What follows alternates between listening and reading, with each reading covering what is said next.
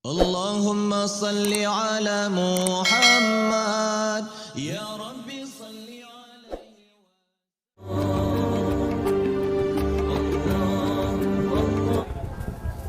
Assalamualaikum warahmatullahi wabarakatuh. Terima kasih atas kesempatan yang diberikan kepada saya. Bila ditanya mana Abu, dinakan sesuai dengan sensus penduduk dunia menyangkut tentang nikah. Sesuai dengan sensus penduduk dunia, bahwa sekarang laki-laki 1, perempuan 1:5. Laki-laki 1, perempuan 5. Sekarang kalau kita tanya dengan ibu-ibu, dan tanya mbak ibu-ibu, tidak akan rela suaminya untuk kawin lebih dari 1. Lantas seorang suami, dia menikah secara sirih.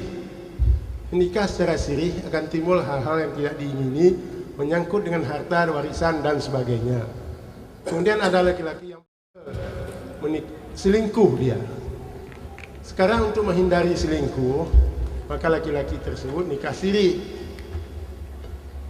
Lagi Abu pegah muno bahwa berdasarkan ayat Al-Quran, laki-laki itu kalau dia sudah mampu dan dapat berlaku adil, dia dapat menikah perempuan lebih dari 1. Apakah ada dosakah seorang laki-laki dengan keadaan sekarang dia telah mampu, telah adil, tetapi tidak menikahi perempuan lebih dari 1? Dengan situasi yang seperti ini, karena banyak perempuan karena tidak dinikahi oleh laki-laki, banyak perempuan yang kesepian, banyak perempuan yang akan melakukan penyelewengan. Maka kalau laki-laki yang sudah mampu, kaya, adil, tetapi dia tidak mau menikah, apakah itu tidak berdosa? Demikian, Pak. Kan menggigit lampu termasuk pelanggaran HAM. Ya. Ya, Nabi. Ya, menggigit. Silakan, Bu. Pengen tubuh sehat, handam kawin lebih 1. Itu pelanggaran HAM.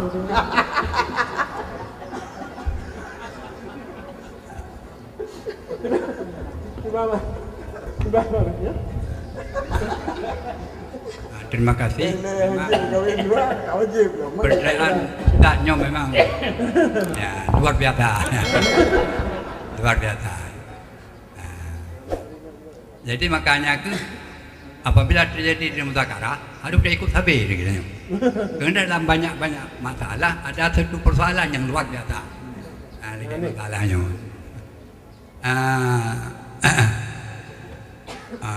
Hukum nikah hanya yang wajib.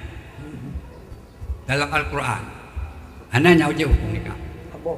Ya, hukum nikah harus min haitsu zat. Hanya wajib. Nah, jadi dengan demikian ya, pertanyaan daripada Ustaz, apabila tersedot oleh katanya dalam Al-Quran atau tersedot dari hadis atau tersedot dari ijma' dan tersedot daripada kiasan-kiasan, anda temung yang wajib. Mantan tetap berpijak dari hukum asli iaitu hukum haram. Buka pi. Bagaimana? Oh, nya lain. Nya lain. Yang ke hukum arid betul. Hanya hukum arid. Jadi hukum arid itu bisa wajib.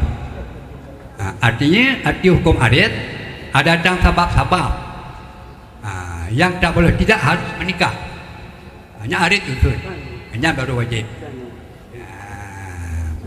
Jadi bukan wajib dari kena sudah banyak perempuan. Kalau wajib kena kalori kau. Demikian dan terima kasih. Ya sudah, terima kasih. Cim pah dari 11:30 sehingga selesai jeda makan 4:30. Mungkin pembahasan dan penyampaian walaupun baju-baju tapatna yang dalam rapi lundua rasa na saah dan na wate yang rapi gerau aja atau dapat rapi gerau ada. Mungkin raut dapat rapi gerau ada kiban bentuk di patah dan rapi tergantung dengan sendiri.